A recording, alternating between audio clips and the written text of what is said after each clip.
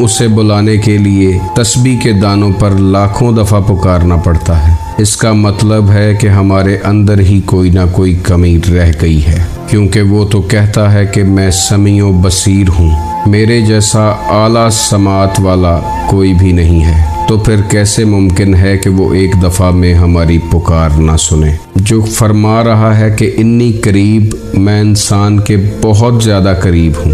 جب کوئی پکارنے والا مجھے پکارتا ہے تو میں اس کی پکار کا جواب دیتا ہوں، تو پھر کیوں ہمیں اللہ کی طرف سے جواب آتا دکھائی نہیں دیتا؟ تو ان سب باتوں کی صرف ایک ہی وجہ ہے، اگر آپ اپنے ماں باپ کے نافرمان اور گستاخ ہیں، دوسروں کے حق پہ ڈاکہ ڈالتے ہیں، مخلوق خدا آپ کے ہاتھ اور زبان سے پریشان ہے، آپ کی ذات لوگوں کے لیے رحمت کی بجائے زحمت بن چکی ہے، آپ اخلاقیات کے کسی گرے ہوئے درجے پر فائز ہیں، بہن بھائیوں، رشتہ داروں، ہمسایوں کے ساتھ برے سلوک کے روادار ہیں، آپ گرے ہوئوں کو اٹھانے کی بجائے مزید گرانا پسند کرتے ہیں، اپنی ذات کو اونچا رکھنا اور دوسروں کو دبا کے رکھنا چاہتے ہیں، آپ لوگوں کی پیٹھ پیچھے ان کی برائی کرتے ہیں، تو پھر یاد رکھیں کہ آپ خانہ کعبہ کے اندر سر پہ ٹوپی اور ہاتھ میں تسبیح پکڑ کر ورد وظائف کرتے رہے، وہ تسبیح آپ کے اندر موجود زہر میں اضافہ ضرور کرے گی، مگر آپ کو کوئی فائدہ نہیں دے گی۔ دین اسلام میں ہمیشہ پریکٹیکل کو پریورٹی دی گئی ہے۔ اگر کبھی دشمن سر پہ آ جائے یا دین اسلام خدا نخواستہ خطرے میں پڑ جائے تو اس وقت آپ دشمن سے یہ نہیں کہیں گے کہ ٹھہر جاؤ، مجھے دشمن سے بچاؤ کا ورد یا وظیفہ پڑھ لینے دو، بلکہ اس وقت آپ کو جواب تلوار یا ہتھیار سے ہی دینا ہوگا۔ یہی وجہ ہے کہ خندق میں حضرت علی علیہ السلام نے پریکٹیکل کر کے دکھایا تھا۔ خندق میں ان کی ایک ضرب ثقلین کی عبادت سے افضل ہو گئی تھی، اس لیے انسان کو یہ دیکھنا چاہیے کہ وہ پریکٹیکلی کیا ہے۔ سخی سلطان باہو رحمت اللہ علیہ فرماتے ہیں، تسبیح پھری تے دل نہ پھریا، کی لینا تسبیح پڑھ کے ہو، علم پڑھیا تے ادب نہ سکھیا، کی لینا علم نو پڑھ کے ہو، چلے کٹے تے کچھ نہ کھٹیا، کی لینا چلیاں وڑ کے ہو، جاگ بنا دودھ جم دے نہ باہو، بھامے لال ہوون کڑ کڑ کے ہو۔ اگر تسبیح نے آپ کا دل نہیں پھیرا تو اس تسبیح کا کوئی فائدہ نہیں۔ ناظرین، یہاں آپ کو ایک اور مثال دینا بہت ضروری ہے۔ ایک صوفی درویش ایک مسجد کے سامنے سے گزرا تو وہاں کا امام تسبیح پر اللہ اللہ کا ورد کر رہا تھا۔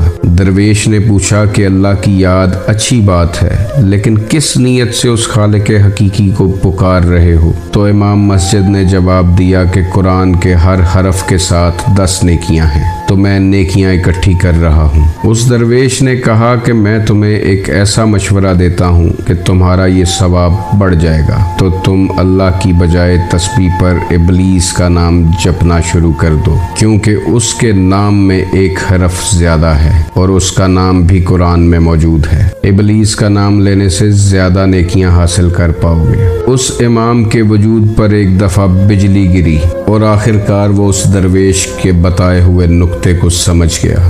اسے یہ بات سمجھنے میں زیادہ وقت نہیں لگا کہ رب رب کر دے بڈھے ہو گئے ملا پنڈت سارے، رب دا کھوج کھرا نہ لبھا، سجدے کر کر ہارے، رب تے تیرے اندر وسدا وچ قرآن اشارے، بلے شاہ رب اونوں ملسی جڑا اپنے نفس نو مارے۔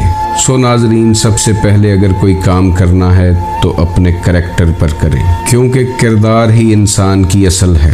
نبی محترم صلی اللہ علیہ وآلہ وسلم کی ذات اقدس پر قرآن 40 سال کی عمر میں نازل ہوا، اور 40 سال تک اللہ نے اس کردار کو منوایا جس نے اگلے 23 سال تک اللہ کا قرآن لوگوں کو بتانا تھا۔ اگر آپ نے کردار پر کام کر لیا اور اپنے اندر کے زہر کو نکالنے میں کامیاب ہو گئے، اپنے نفس کی 2 رکعت نماز جنازہ پڑھ لی، تو پھر وہ مقام پا لیں گے کہ جس کے بارے میں اقبال نے فرمایا ہے، خود ہی کو کر بلند اتنا کہ ہر تقدیر سے پہلے خدا بندے سے خود پوچھے، بتا تیری رضا کیا ہے۔ اللہ فرماتا ہے کہ میں انسان کے گمان کے مطابق ہوں، آپ جیسا اللہ کے بارے میں گمان کریں گے ویسا ہی آپ کو رسپانس ملے گا۔ اگر آپ سوچتے ہیں کہ وہ 5 لاکھ دفعہ بلانے پر 1 دفعہ سنے گا تو پھر وہ ویسے ہی سنے گا، اور اگر گمان رکھتے ہیں کہ وہ سمیع و بصیر ہے، سب سے بہترین سننے والا ہے، تو 1 دفعہ میں بھی سن لے گا۔ تسبیحات، ورد، وظائف ہر چیز کا حل نہیں ہوتے۔ اگر آپ رزق بڑھانا چاہتے ہیں تو رزق کا راز بانٹنے میں پوشیدہ ہے، اسے محنت میں تلاش مت کریں۔ اگر آپ لوگوں کے لیے رحمت بن جائیں تو رحمت خداوندی آپ کو خود بخود ڈھونڈ لے گی۔ لوگوں کو معاف کرنا سیکھیں تو اللہ آپ کو بھی معاف کر دے گا۔ لوگوں کی مشکلات دور کریں، آپ کی مشکلات خود بخود حل ہونے لگیں گی۔ لوگوں کے لیے رستے ہموار کریں، اللہ آپ کو صراط مستقیم پر لے آئے گا۔ لوگوں کے دکھ درد بانٹنے شروع کریں، آپ کی زندگی میں کوئی دکھ یا درد نہیں رہے گا۔ اور سب سے بڑھ کے اللہ سے تھوڑا سا پیار کر لیں، اسے بدلے میں آپ سے ڈھیر سارا پیار کرنا پڑ جائے گا، ورنہ قرآن پاک کی 114 سورتیں آپ کا کچھ نہیں کر سکتی اگر آپ کو 115ویں سورت سے پیار نہیں ہے، اور وہ 115ویں سورت اس خالق کائنات کی اپنی سورت ہے۔ وہ خالق اکبر فرماتا ہے کہ تم جدھر بھی دیکھو میرا ہی چہرہ ہے، یعنی کائنات کے ذرے ذرے میں اس کی نشانیاں پوشیدہ ہیں، کائنات کے ذرے ذرے میں وہ جلوہ افروز ہے۔ ناظرین، ایک بات سیدھی سی ہے کہ آپ کسی غیر مسلم انگلش بولنے والے کے ہاتھ میں تسبیح پکڑا دیں اور اسے کہیں کہ 1,00,000 دفعہ کلمہ طیبہ کا ورد کرو، تو کیا آپ سوچتے ہیں کہ وہ کلمہ طیبہ کا ورد کرنے سے مسلمان ہو جائے گا یا اللہ کا نور اس کے اندر اتر جائے گا؟ کیونکہ عمل کا دار و مدار صرف نیت پر ہے۔ سو تسبیح ضرور پڑھیں، اللہ کا ذکر اٹھتے بیٹھتے سوتے جاگتے جاری و ساری رکھیں، مگر سب سے پہلے اپنے اوپر کام کریں۔ زبان سے کہہ بھی دیا لا الہ تو کیا حاصل، دل و نگاہی مسلمان نہیں تو کچھ بھی نہیں۔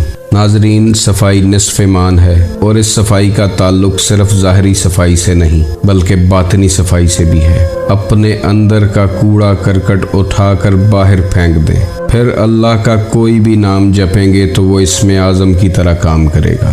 وہ اللہ کا نام یا اللہ کے نام کی تسبیح آپ کے وجود میں سرایت کر جائے گی۔ اللہ کا نور آپ کے وجود میں اترنا شروع ہوگا، اور جب اللہ کا نور اندر اترے گا تو کوئی بیماری، دکھ، تکلیف، پریشانی آپ کی زندگی میں نہیں رہے گی۔ اس دعا کے ساتھ ویڈیو کو ختم کرتے ہیں کہ آپ سلامت رہیں۔